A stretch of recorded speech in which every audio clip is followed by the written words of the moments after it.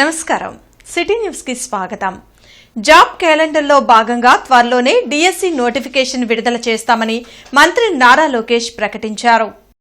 Assembly ప్రశ్నోత్తరాల్లో సభ్యులు అడిగిన ప్రశ్నలపై ఆయన సమాధానమిచ్చారు. సీజనల్ హాస్టల్స్ ఏర్పాటుకు ప్రభుత్వం చర్యలు తీసుకుంటుందని తెలిపారు. సమగ్ర శిక్ష సిబ్బంది జీతాల పెంపుదలపై కేంద్రంతో మాట్లాడతామని చెప్పారు. మొన్న జరిగిన డిఎస్సిలో కూడా మీరు ఒక్కసారి చూస్తే కర్నూలు జిల్లాకి ఎక్కువ మంది ఉపాధ్యాయుల పోస్టులు కూడా మేము శాంక్షన్ చేసాం. అయినా కూడా అధ్యక్ష ఈరోజు నేను రివ్యూ చేశాను అధ్యక్ష, లాస్ట్ మినిట్ అధ్యక్ష ఈరోజు నేను రివ్యూ చేసే హౌస్లోకి వచ్చే ముందర ఇప్పుడు కూడా టీచర్ స్టూడెంట్ రేషియో మన ప్రాంతం కర్నూలు పార్లమెంట్ తక్కువ ఉంది అధ్యక్ష. ఇంత పోస్టులు శాంక్షన్ చేసిన తర్వాత కూడా ఇతర పార్లమెంట్తో పోల్చితే మనం తక్కువ ఉన్నాం అధ్యక్ష.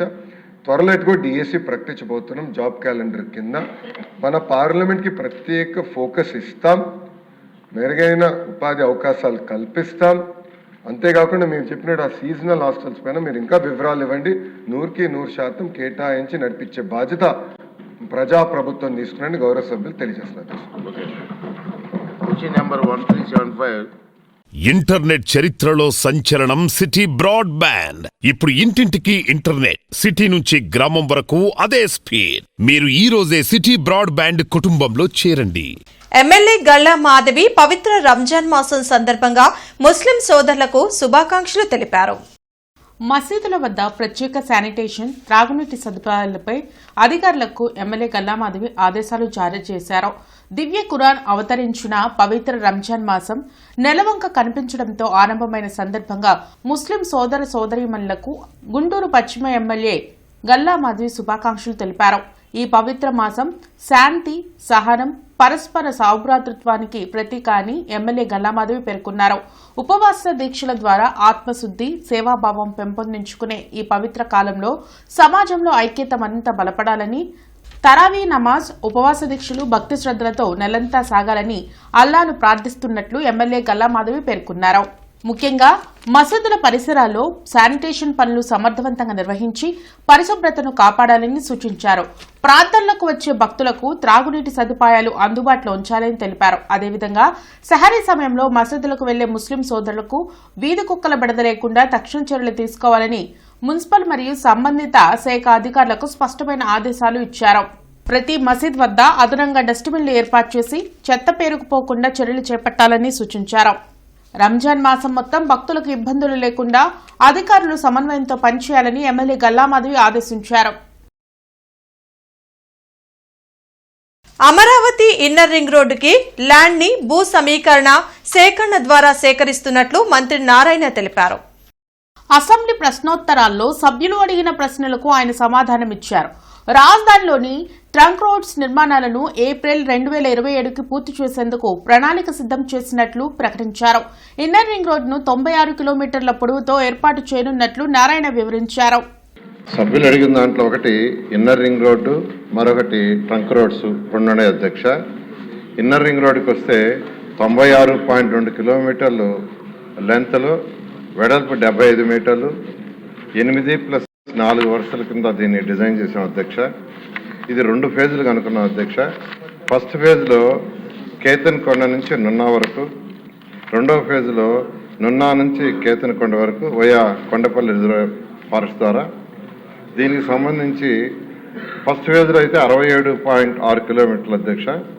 అది గుంటూరులో ఒక 14 విలేజ్లు, పల్నాడులో ఒక 3 విలేజ్లు, కృష్ణాలో 6 విలేజ్లు, ఎన్టీఆర్ దాంట్లో మొత్తం 26 విలేజ్లు అధ్యక్ష. దీనికి డిపిఆర్ పూర్తి అయిపోయింది అధ్యక్ష. దీని మీద యాక్చువల్గా ల్యాండ్ పుల్లింగ్ ఆల్రెడీ నోటిఫికేషన్ ఇచ్చి ల్యాండ్ పుల్లింగ్ స్టార్ట్ చేసాం.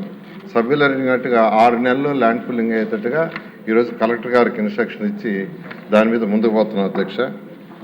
నేషనల్ సైన్స్ మాసం సందర్భంగా జన విజ్ఞాన వేదిక ఆధ్వర్యంలో కన్నా స్కూల్లో సత్య అన్వేషణలో బ్రూనో బలిదానం అనే పుస్తక ఆవిష్కరించామని మాజీ ఎమ్మెల్సీ కేఎస్ లక్ష్మణరావు వెల్లడించారు.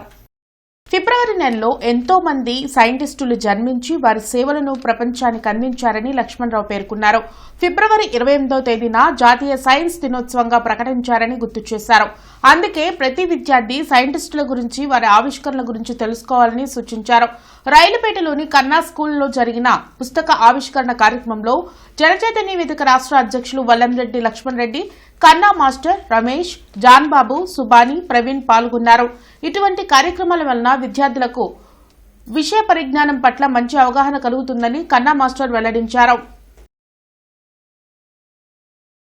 మన పిల్లలు కూడా ముఖ్యంగా ఈరోజు కేవలం సాఫ్ట్వేర్ రంగమే కాదు, సాఫ్ట్వేర్ రంగం అనేది ఉద్యోగాలు పొందడానికి ఒక రంగం, కానీ సమాజం ముందుకెళ్లాలంటే శాస్త్ర పరిశోధనలు అవసరం. ఆ వైపు కూడా మరి విద్యార్థులు ఆకర్షించబడాలని జన విజ్ఞాన వేదిక కోరుకుంటుంది. ఈ రకమైనటువంటి కార్యక్రమానికి అనుమతించిన కన్నా స్కూల్ డైరెక్టర్ గారు కన్నా మాస్టర్ గారికి ధన్యవాదాలు తెలియజేస్తూ సెలవు.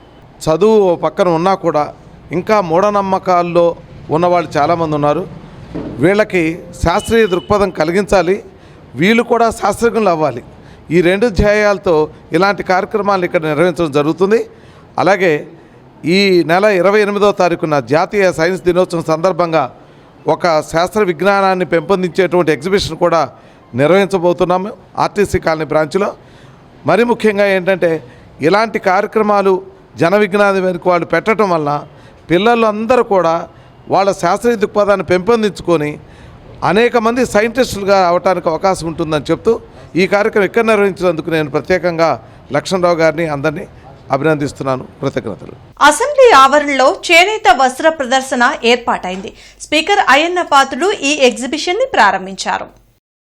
బడ్జెట్ సమావేశాలు ముగిసే వరకు ఈ ప్రదర్శన కొనసాగనుంది. వివిధ ప్రాంతాల వస్త్రాలు ఒకే వేదికపై అందుబాటులో ఉన్నాయని, ప్రజాప్రతినిధులు ఈ స్టాల్స్ ను సందర్శించి వస్త్రాలు కొనుగోలు చేయాలని స్పీకర్ అయ్యన్న పాత్రుడు కోరారు. వస్త్రాలపై 40% వరకు రాయితీ ఇస్తున్నారు. కార్యక్రమంలో డిప్యూటీ స్పీకర్ రఘురామకృష్ణంరాజు, మంత్రి సవిత తదితరులు పాల్గొన్నారు.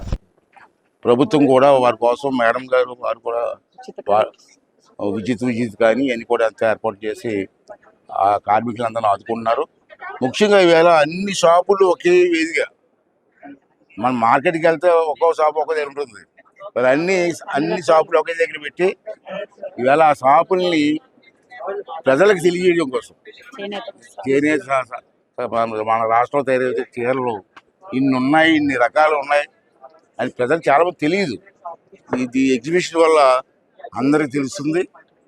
మరి ఇటువంటి కార్యక్రమం ఏర్పాటు చేసినటువంటి మా మంత్రి గారికి, అలాగే దీన్ని సహకరించినటువంటి చంద్రబాబు నాయుడు గారు, పవన్ కళ్యాణ్ గారికి, ఈ ప్రభుత్వానికి మనస్ఫూర్తి ధన్యవాదాలు తెలుపుతూ, మరి ఇవాళ 2 రోజులు 3 రోజులు వచ్చి ఇక్కడ స్టాల్స్ ఈ ప్రాంతంలో అందరూ కూడా స్టాల్స్కి వచ్చి చూసి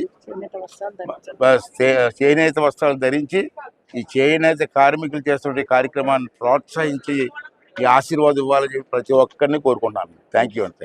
ఇందాపూర్ డైరీకి హెరిటేజ్ కు ఏ సంబంధం ఉన్నా ఆధారాలతో తీసుకొచ్చి చూపించాలని మంత్రి అచ్చెన్నాయుడు అన్నారు. శాసనమండలిలో వైసీపీ సభ్యుల తీరుపై అచ్చెన్నాయుడు ఆగ్రహం వ్యక్తం చేశారు.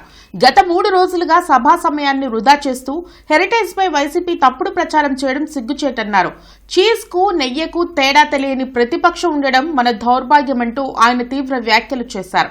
అయితే ప్రభుత్వం తీరును బొత్స తప్పుపట్టారు.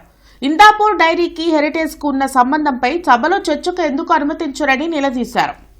ఈ రోజు సంబంధం లేనటువంటి ఒక రెప్యుటేషన్ కలిగినటువంటి హెరిటేజ్ సంస్థని సంబంధం లేకుండా తీసుకొచ్చి దాన్ని బదనాం చేయాలని ప్రయత్నం చేస్తున్నారు.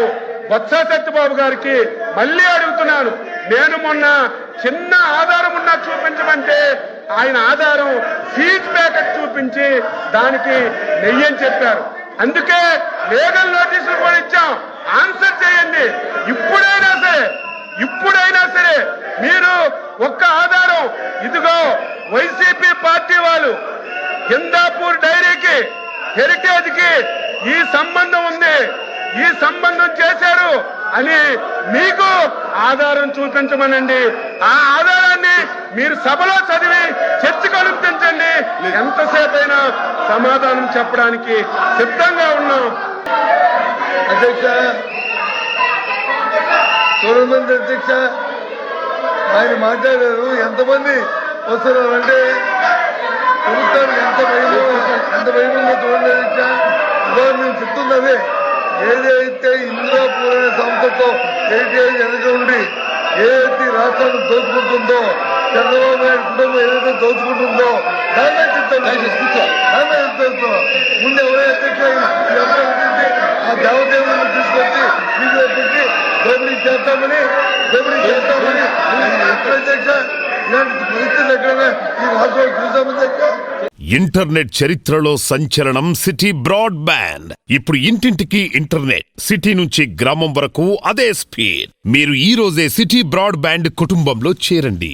బీజేపీ నేత అర్బన్ గౌడ సంఘం నేత అనుమోలు ఏడుకొండలు జన్మదిన వేడుకలు ఇన్నర్ రింగ్ రోడ్లో ఘనంగా జరిగాయి. ఈ సందర్భంగా అభిమానులు, పార్టీ శ్రేణులు పలు ప్రాంతాల్లో సేవా కార్యక్రమాలు నిర్వహించారు. చివరగా ఏడుకొండలు ఇంటి వద్ద కేక్ కట్ చేసి సంబరాలు జరిపారు. కార్యక్రమంలో పరశురాం, రాము, వెంకట్రావు, శ్రీనివాస్, విఠల్ తదితరులు పాల్గొన్నారు. పార్టీలకు అతీతంగా పలువురు శుభాకాంక్షలు తెలిపారు. అంతే తప్ప ఇక్కడ కులాలు, మతాలు, పార్టీలు అనే వ్యవహారాన్ని కొంచెం పక్కన పెట్టి అందరినీ కలుపుకొని సమన్వయం చేసుకుంటూ కొన్ని మంచి పనులు చేసుకుంటూ ముందుకెళ్ళగలిగితే అన్ని రంగాల్లో మనం సక్సెస్ అవుతాం. అదేవిధంగా అందరినీ కూడా మనం ఎప్పుడు ఎట్లా చూడాలంటే మన ఇంటి ఎదురోళ్ళు బాగుండాలి, మన పక్కోళ్ళు బాగుండాలి, మన స్నేహితులు బాగుండాలని కోరుకుంటే మనం ఎప్పుడు ఆనందంగా సంతోషంగా ఉంటాం. అట్లానే అందరినీ మనం కూడా అలానే రిసీవ్ చేసుకోవాలి. ఎవరిని కూడా తేలిగ్గా మాట్లాడటం కానీ తక్కువగా చూడటం కానీ మనం ఎప్పుడు కూడా మంచిది కాదు మన అందరికీ కూడా. అదే కాకుండా ప్రతి ఒక్కరిని మనం గౌరవించడం, ప్రేమించడం నేర్చుకుంటే మనం ఎక్కడైనా సక్సెస్ అవుతాం. ఈ వార్తలు ఇంతటితో సమాప్తం. నమస్కారం.